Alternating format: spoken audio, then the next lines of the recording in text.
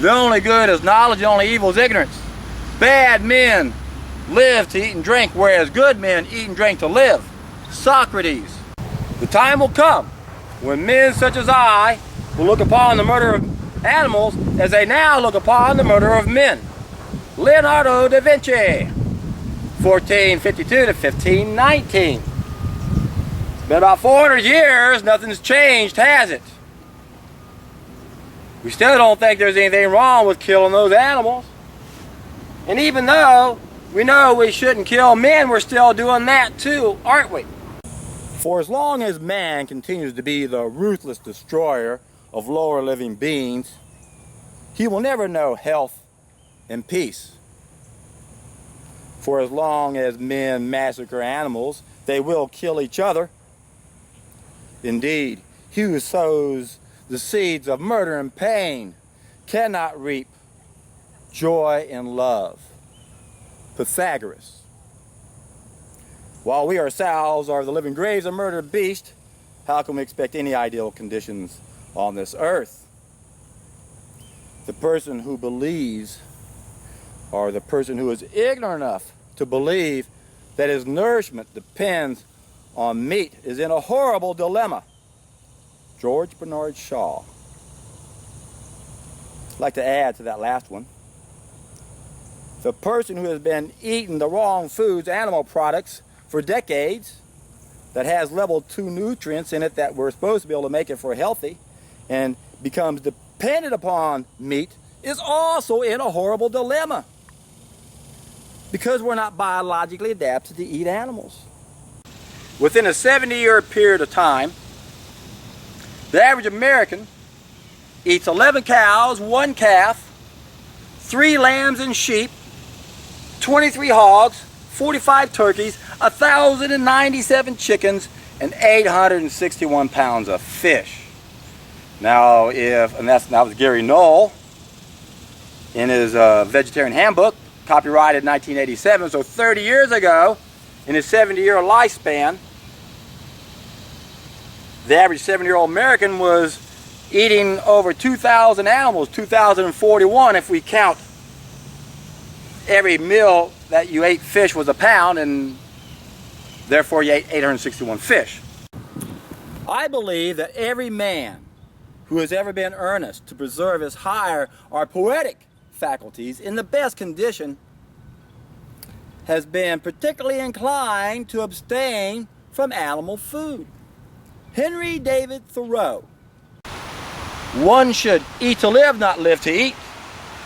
My refusing to eat flesh occasioned an inconvenience, and I was frequently chided for my singularity, but with this lighter repast I made the greater progress, from greater clearness of head and quicker comprehension. Benjamin Franklin.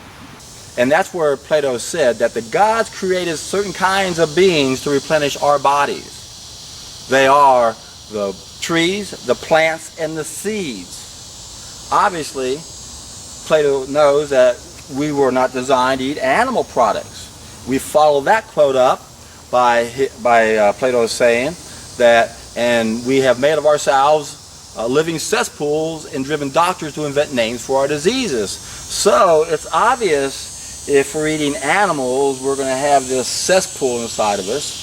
In fact, I'm sure that's what George Bernard Shaw meant when he said, while we ourselves are the living graveyards of murdered beasts, how can we expect any ideal conditions on this planet?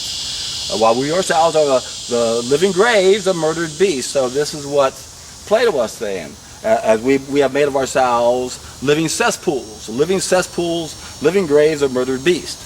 So if that's what we're doing, this is what Victor Hugo meant when he said we have this serpent inside of us. So we know for sure Plato can be at least referring to the eating of animals as a mistake, because we know animals take about 3 days to go through our food tube, which is why the average person in America has maybe 12, 15 meals backed up in their intestines. And that's like a serpent that pollutes our body.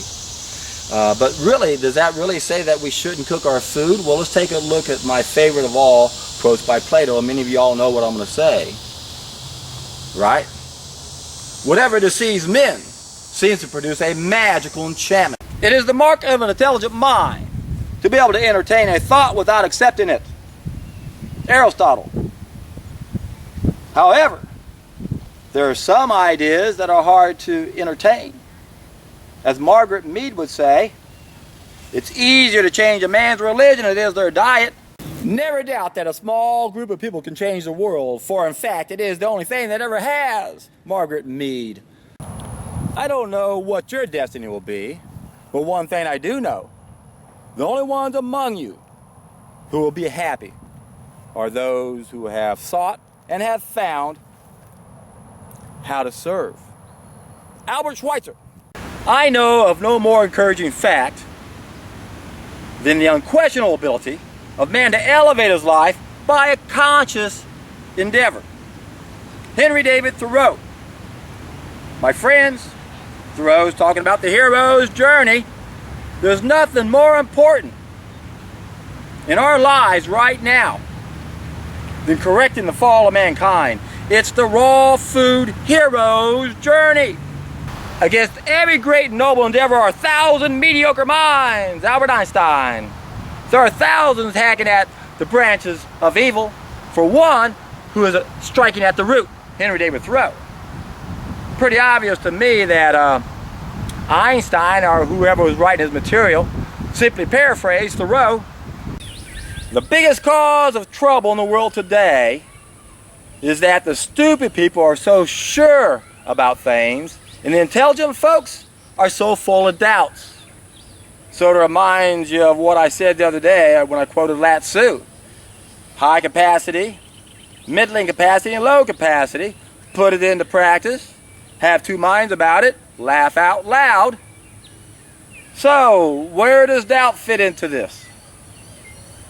Nothing wrong with questioning things. In fact, the only way you're going to learn everything is to question everything. But how do you know whether or not you're really questioning everything? I can doubt everything except one thing. And that has to do with the very fact that I doubt. Descartes. Didn't he say, I think, therefore I am? I wonder if he said that afterwards, and if he'd rephrase that and go, I think, therefore I am, I think, therefore I am, I think. Seriously, folks.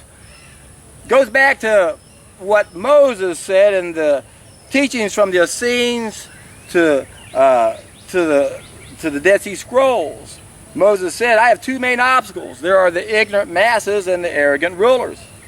Reminds me of what Shelton said.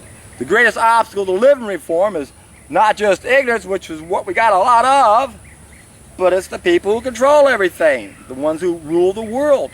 The elitists. That small group that control everything, so that we lack the ability to question things. The problem that most of us have, I'm afraid, is that most of us are doing things we think are okay, and they're not okay. And what's the problem with that? You look around and everyone's doing it. So you don't even think you got to question it, do you? And of course, there's so much conflicting information. A lot of problems, the average person has got to be honest and say, I don't know. But most of them don't do that, do they? No. As Bertrand Russell pointed out just a moment ago with the beginning of my video here, the stupid people are so sure about things. They don't think they don't know. Kind of reminds me of how the Socratic irony works and the converse of that. I've done a couple of videos on this, a separate video on Einstein's Circle of Known. They credit it to him, but I doubt if he came up with it, because I don't think Einstein was all that bright. But anyway, I explained this in my special teaching tool, that if we want to look at our belief system, we start with a box of knowledge that has all the knowledge in the world. And then everybody's got little bitty circles inside that box that represents what they know. Everybody's got different sized circles, and hopefully we've got some overlapping circles where we all know one thing. Of course we don't. That's the problem. And then there was something I thought was interesting. He says that what we know is inside the circle, what we don't know is outside the circle. But then they say that the line that forms the circle is the interface between what we know inside the circle and what we don't know outside of our circle.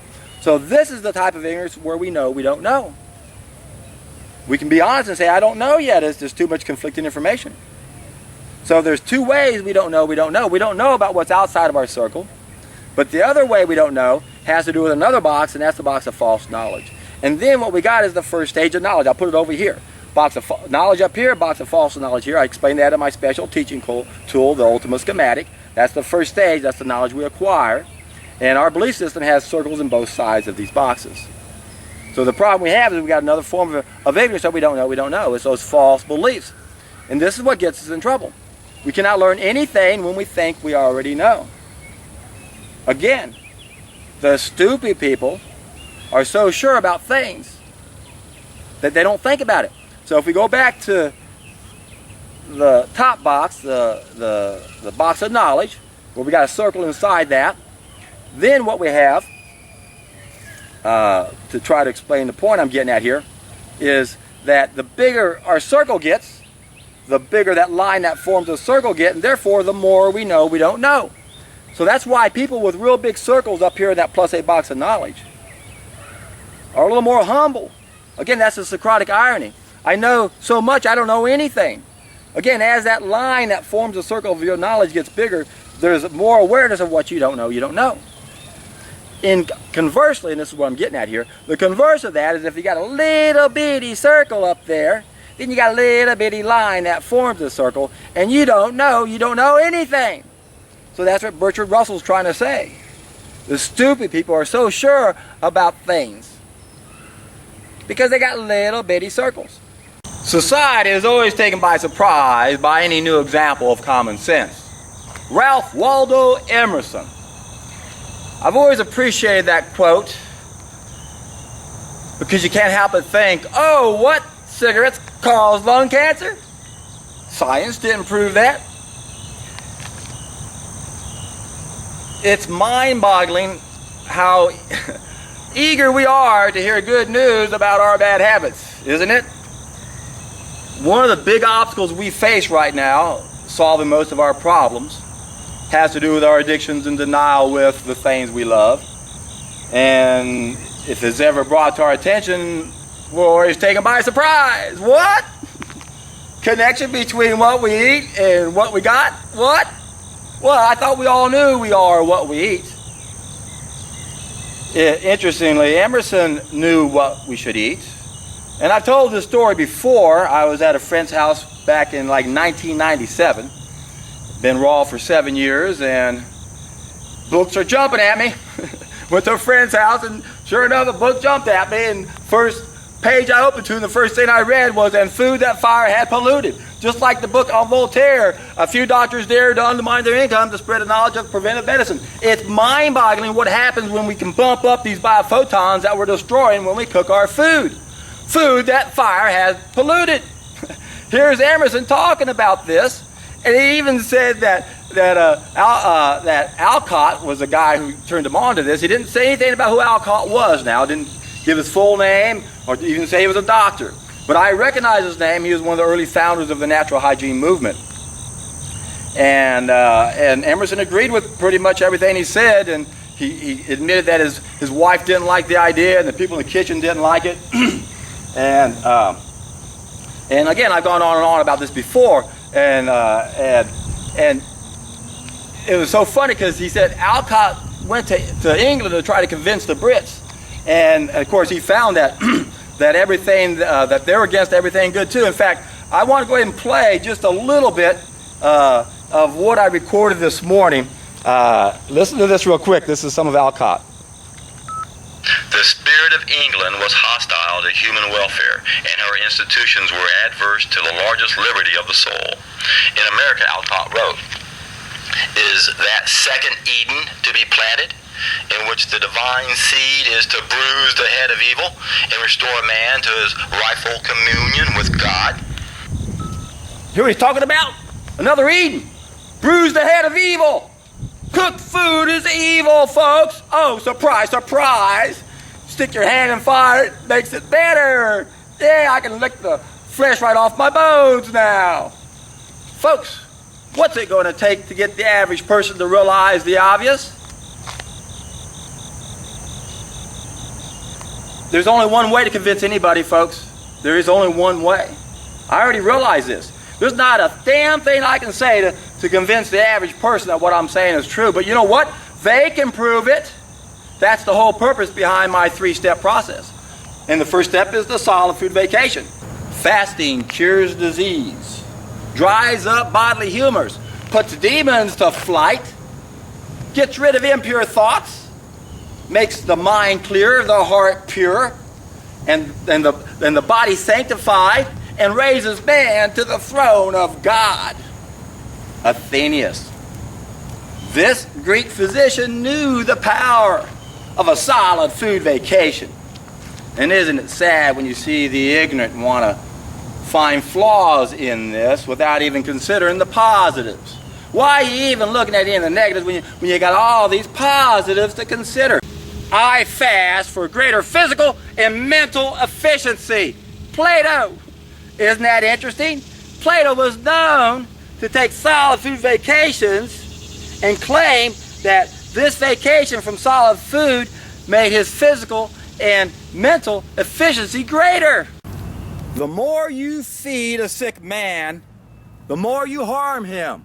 Hippocrates. It is a crime to feed anything to the sick.